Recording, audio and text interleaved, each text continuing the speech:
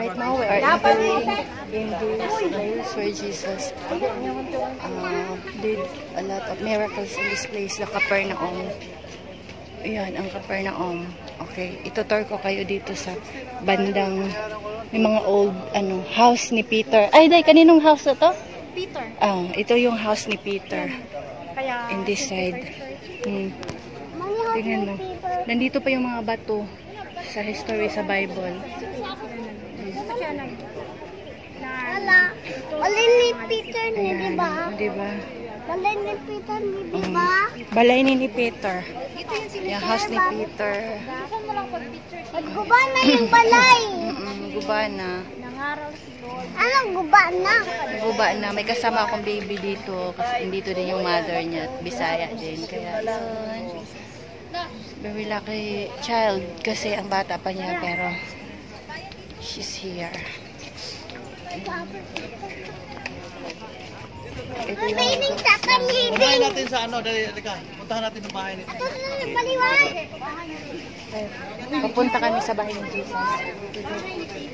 Ay pa, bahay ni Peter.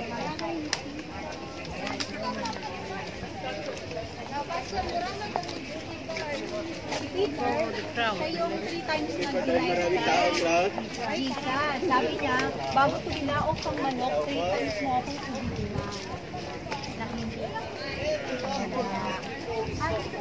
Memorial Church. Church of St. Peter. Dito makikita. Dito makikita natin yung mga Pero dito lang mag-picture. dito magpasok dito. Maganda dito. Why are you try to meet? No! Ma? Oh, dito. Tara, tara. Mag-picture lang ako dito. Tara, tara. Why?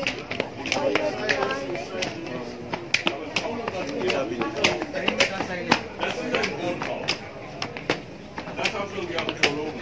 Erst als wir vorhin waren, hier der englische